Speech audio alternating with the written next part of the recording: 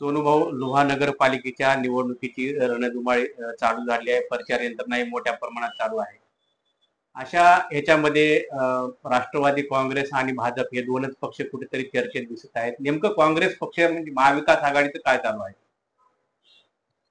महाविकास आघाडी मध्ये भारतीय राष्ट्रीय काँग्रेस, उभाटा, शिवसेना व बहुजन वंचित आघाडी ह्या तिन्ही पक्षाचे मिळून ह्या ठिकाणी आमचे 11 नगरसेवक पदासाठीचे 11 उमेदवार रिंगणात आहेत आणि ह्या 11 ठिकाणी तिरंगी लढती होत आहेत आणि त्या ठिकाणी आम्ही सर्व ताकदीने उतरलेलो आहोत. निवडणुकीला जी बी ताकद लागत असते त्या सर्व ताकदीने उतरलेले आहोत आणि 11ला 11 जागा ह्या निवडून आणून नगरपालिकेमध्ये आमचं बहुमत आणणे आणि येणारा नगराध्यक्ष जरी आमचा नगराध्यक्षाला पदाला उमेदवार नसेल तर त्यानं भ्रष्टाचार करू नये आणि गाव लुटून खाऊ नये. जे मागच्या 5 वर्षात घडलं, जे बी कोणी येईल अध्यक्ष, आमचे 11 लोक गेलेले त्यांच्यावर वचक ठेवण्याचं काम करतील, त्यांच्यावर कंट्रोल ठेवतील आणि गावामध्ये विकास घडवून आणण्यासाठी काम करतील.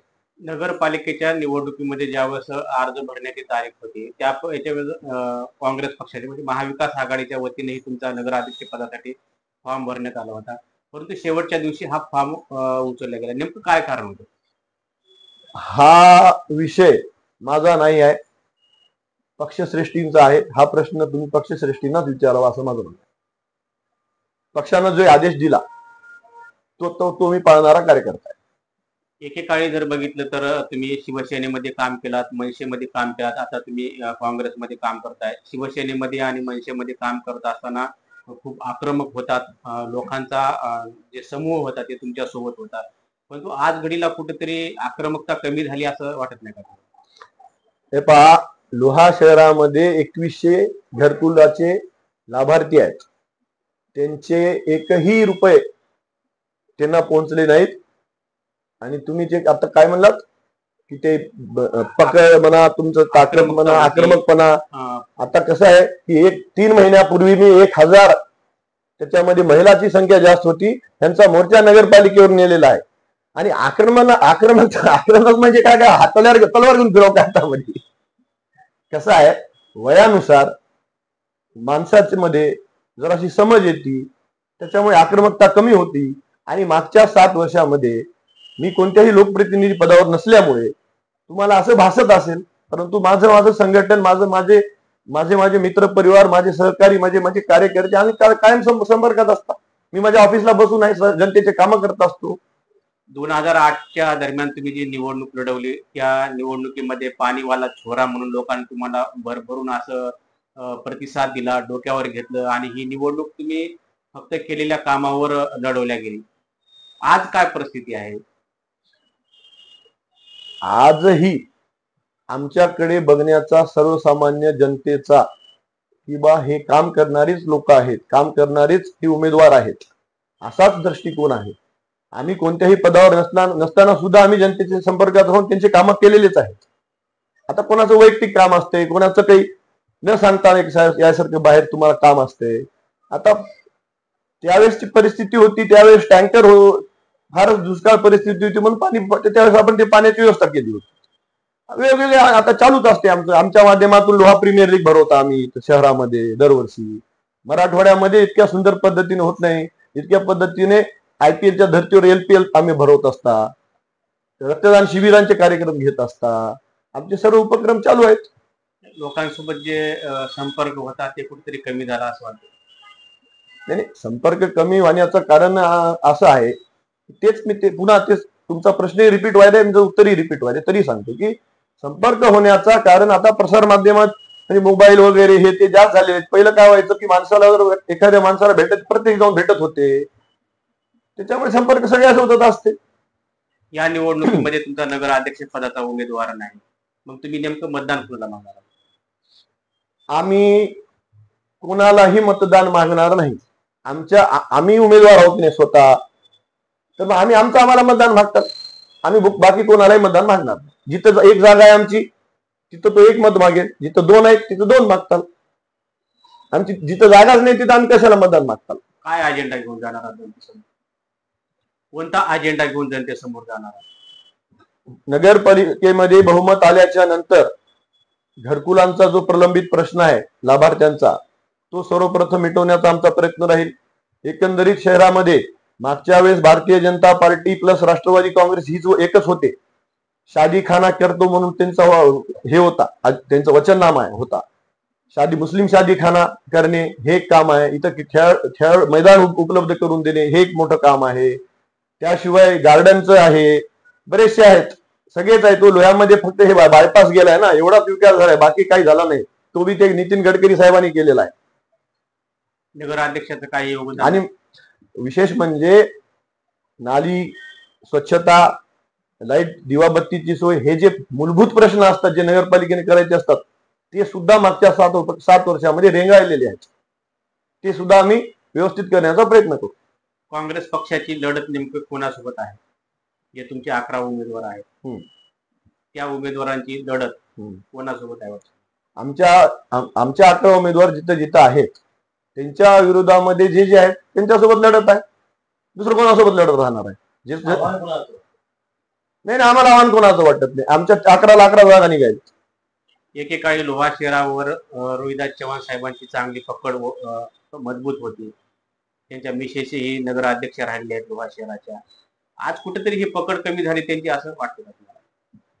नाही, हा लोहा शहरावरची सन्मान्य रोहिदास चव्हाण साहेबांची पकड ही कधीच कमी होत झालेली नाही आणि ह्याच्या भविष्यात बी होणार नाही.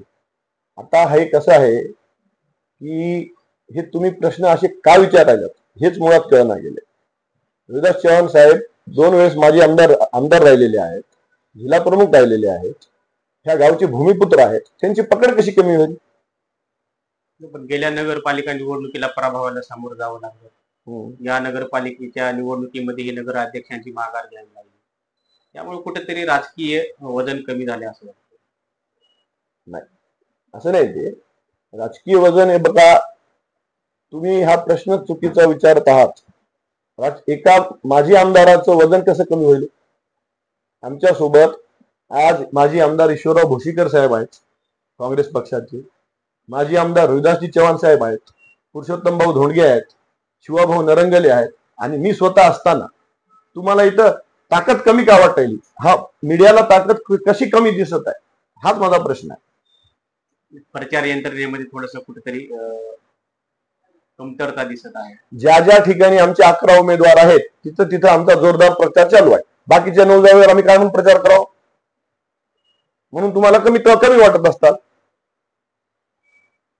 लोहा शहरामध्ये जर बघितलं आपण तर घराणेशाहीचा विषय येत आहे. तुम्ही 2 उमेदवार उभे केले आहेत. मी आणि माझी पत्नी गीतांजली संगेवार प्रभाग 3 मधून उभे आहोत. ह्या प्रश्नाला असं तसं विषय असा आहे की गीतांजली व्यंकटेश संगेवार ही प्रभाग क्रमांक 3 मधलीच, तिचं सासरबी आणि माहेरबी प्रभाग क्रमांक 3च आहे. पहिली गोष्ट, ती दुर्गादेवीच्या माध्यमातून इतर काही उपक्रमातून ती समाज कार्यामध्ये अग्रेसर असते आणि त्यासाठी मी तिच्यासोबत घेतलेला आहे. आणि हा पायंडा काय आम्ही पाडलेला नाही. मागच्या नगरपालिकेच्या निवडणुकीमध्ये गजानन सूर्यवंशी, गोदावरी ताई सूर्यवंशी, केशव काका मुकदम, कल्पना काकू मुकदम, दत्तावाले त्यांची पत्नी, हा पायंडा त्यांनीच पाडलेला आहे विरोधकांनी, आम्ही पाडलेला नाही. आणि मागच्या वेळेस नगराध्यक्ष पदाचा मी उमेदवार होतो, तर खालच्या ज्या 17 जागा होत्या नगरसेवक पदासाठीच्या, तिथे मी एकही माझा घरचा उमेदवार दिला नाही. नैतिकता, सार्वजनिक आयुष्यात जगत असताना जी नैतिकता पाळायची असती ती पाळायचा आम्ही ठेका घेतला का हो? आपण जर लोह्याची नगरपालिकेची निवडणूक सध्या बघितली तर धनशक्ती विरुद्ध धनशक्ती अशी होणार आहे. या धनशक्तीच्या वातावरणामध्ये महाविकास आघाडी टिकेल का असं मला वाटतं? मी 2008 पासून 8, 13 आणि 18 आणि आज 25 मागच्या 3ही निवडणूक मी लढवलेल्या आहेत. त्या निवडणुकीचा मी काहीतरी भाग राहिलेला आहे, प्रमुख त्या निवडणुकीमध्ये नियोजनाचा भाग राहिलेला आहे. आणि आम्ही कमी ताकदीने लढलेले नाही हे शहराला माहित आहे. आजही ती ताकद या निवडणुकीमध्ये वापरली जाईल. बिलकुल.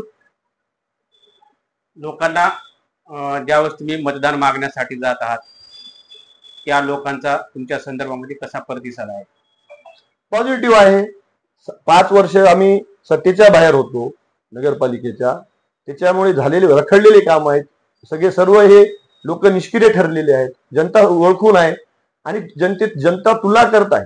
सध्या लोक काय करत आहेत की आमचाही 5 वर्ष सत्ता होती, सौभाग्य होती, आशाताई चव्हाण ह्या नगराध्यक्ष होत्या, मी उपनगराध्यक्ष होतो, तो 5 वर्षाचा काळ आमचा आणि हा 5 वर्षाचा काळ लोक बघत आहेत आणि तुलना करत आहेत.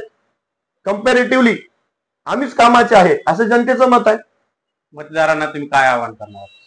आमच्या महाविकास आघाडीच्या काँग्रेस, उभाटा, बहुजन वंचितच्या 11ला 11 जागा विजय करून द्या, जेणेकरून येणारा नगराध्यक्ष जरी आमचा नसला तरी त्याने लोहा शहरामध्ये पुन्हा एकदा भ्रष्टाचार करून लोहा शहराचं नुकसान करू नये, त्याच्यावर अंकुश ठेवण्याचं काम, वचक ठेवण्याचं काम आम्ही करणार. त्याकरिता येणाऱ्या 2 तारखेला आमच्या सर्व 11ला 11 उमेदवाराला निवडून द्यावे.